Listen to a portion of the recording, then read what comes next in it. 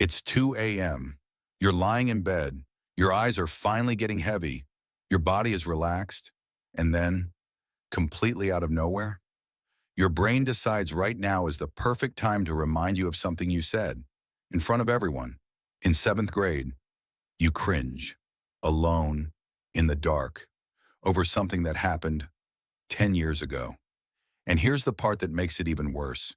You cannot remember what you had for breakfast yesterday. You can't remember where you put your keys 30 minutes ago.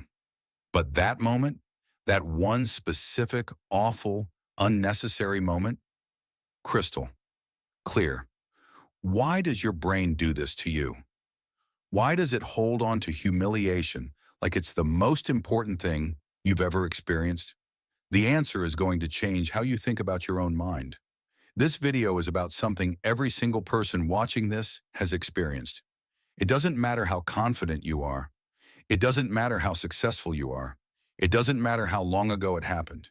You have a memory, maybe several, that your brain refuses to let go of, a moment of embarrassment, of failure, of saying the wrong thing at the wrong time. And by the end of this video, you're going to understand three things. First, why embarrassing memories are literally stored differently in your brain than any other kind of memory. Second, why the smarter you are, the more you suffer from this. Yes, seriously. And third, the single most effective thing science says you can do to finally loosen the grip these memories have on you. Let's go. Deep inside your brain, tucked in close to the center, there are two small structures shaped like almonds. They're called the amygdala, or the amygdala, and they are, for the purposes of this video, the villain of our story. The amygdala's entire job, its only job, is to scan your environment for threats and emotional significance. Every single second of every single day, it's asking one question. Does this matter? Should I care about this? For most of what you experience, what you see, hear, read, smell, the amygdala says not important and lets it go. That's why you forget most of your day. But the moment you experience something with strong emotion, fear, joy, anger, love, or especially shame, the amygdala fires. And when it fires, it sends an urgent signal to another part of your brain called the hippocampus, which is where long-term memories are formed. But it doesn't just say, write this down. It screams, engrave this, permanently. Here's the biological mechanism. When you feel strong emotion, your body releases two stress hormones, cortisol and adrenaline. These hormones don't just make your heart race, they literally alter the way your neurons connect. They strengthen the synaptic connections around that memory. They make the emotional details sharper, more accessible, more durable. Scientists call this emotional memory consolidation. In plain English, regular memories are pencil on paper. Emotionally charged memories, especially shameful ones, are carved into stone. And here's the most frustrating part. The memory doesn't even need to be accurate. Research from Harvard shows that emotionally charged memories are often more vivid, but less accurate than neutral memories. Your brain exaggerates the emotional details. So not only is it haunting you, it may be haunting you with a distorted version of what actually happened. Now here's where it gets really interesting. To understand why your brain clings to shame, we need to go back, way back, 200,000 years ago. Your ancestor is a member of a small tribe, 20 people, maybe 50. There are no cities, no grocery stores, no police, no hospitals. Just your tribe, the savannah, and every predator that evolution ever designed to eat a slow, weak, mostly hairless primate.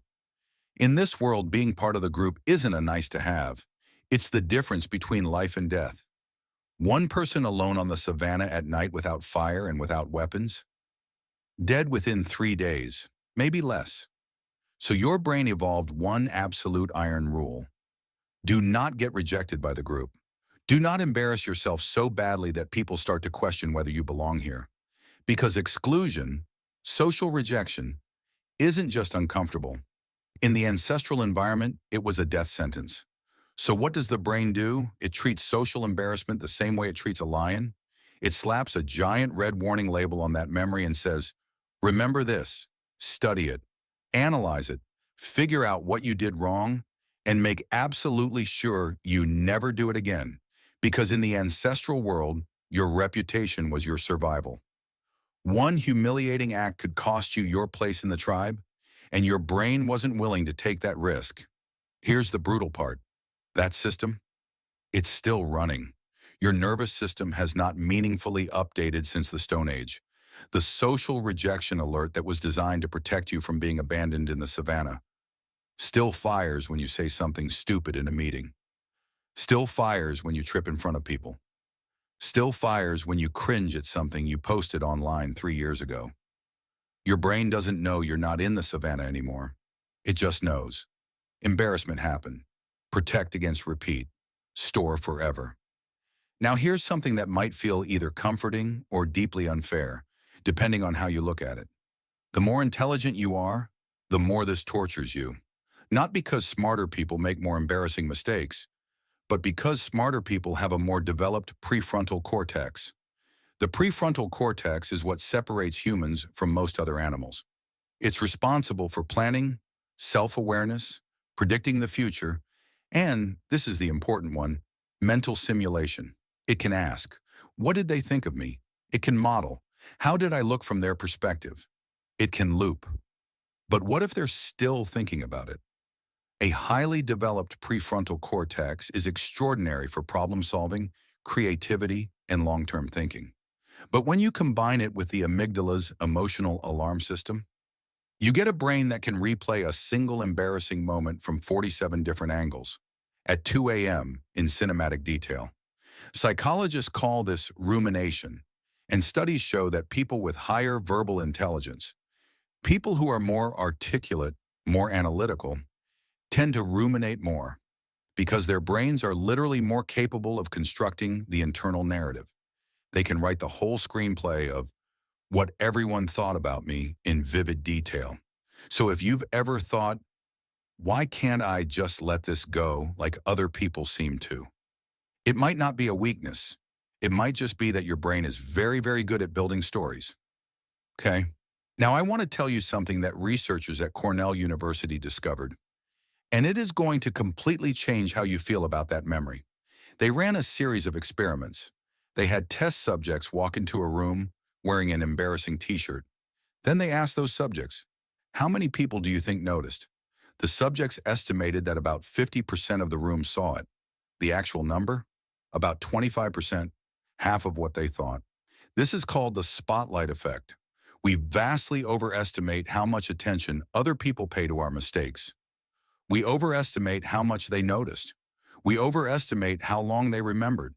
We overestimate how much they judged. And here's why. Everyone else is the star of their own movie. While you were busy cringing about what you said, the person next to you was replaying something awkward they did last Tuesday. The person across from you was worried about whether they looked stupid when they laughed. Nobody was watching you because nobody had time to watch you. They were too busy watching themselves. That moment you've been carrying for 10 years, the other people involved, they forgot about it within the week, maybe within the day. I want to stop here for a second because I think there's something important we need to say out loud. If you clicked on this video, if you're watching this right now, you're probably someone who cares. You care about how you come across. You care what people think of you. You care about the kind of person you are. And here's the thing. People who don't care at all, they don't look up videos trying to understand themselves. They don't think about their behavior deeply enough to feel shame. The fact that you carry these memories, it means you have a conscience. It means you have empathy. It means you're trying. Shame in small appropriate doses is not your enemy. It's a signal. It's your internal compass saying, hey, that behavior didn't align with who you want to be. The problem isn't the signal. The problem is when the signal gets stuck on repeat, long after you've already received the message. So what can you actually do about it? Here's what neuroscience and psychology research says. Not motivational advice, actual mechanisms. Number 1, memory reconsolidation. Every single time you recall a memory, you briefly destabilize it. For a short window, a few hours, that memory is malleable. It can be rewritten. This is called reconsolidation, and it means that how you respond to the memory when it surfaces actually changes the memory itself over time. If you respond with panic and cringing, you reinforce the alarm. If you respond with calm observation, I noticed this memory came up. I understand why my brain stored it. I know it's exaggerated, and the moment has passed. You gradually reduce its emotional charge. You're not deleting the file, you're changing the tags. Number two, verbalization. Research from UCLA shows that putting your emotions into words, saying them out loud or writing them down, significantly reduces the activation of the amygdala. The act of labeling the emotion calms the alarm system. This is why people feel better after talking to a friend. It's why therapy works. It's why right now, just watching someone explain what's happening in your brain probably feels like a small amount of relief. Number three, the compassion reframe. Studies by Dr. Kristen Neff at the University of Texas show that self-compassion, treating yourself with the same understanding you'd give a close friend, is one of the most effective ways to reduce shame-based rumination. Here's a simple test. Imagine your best friend came to you and described this embarrassing memory as if it happened to them. What would you say? You wouldn't say, yeah, you were an idiot and everyone probably still thinks about it. You'd say, honestly, nobody remembers. You've grown. This doesn't define you. So why won't you say that to yourself? Your brain is not broken. Your brain is ancient. It was built by millions of years of evolution to keep you safe, to keep you connected, to keep you in the tribe. It stored your embarrassing memories because it thought it was protecting you, because in another time and another world, it was. But you are not in the savannah. That classroom is gone. That meeting room is gone. Those people have moved on. They're somewhere right now in their own beds, in their own darkness, cringing at their own memories. Not yours. The memory you've been carrying, it was never as loud to them as it was to you. The spotlight you felt, it was almost entirely in your head. And the version of you that existed in that moment, they were doing their best with what they had. That's all any of us are ever doing. So here's what I want to know.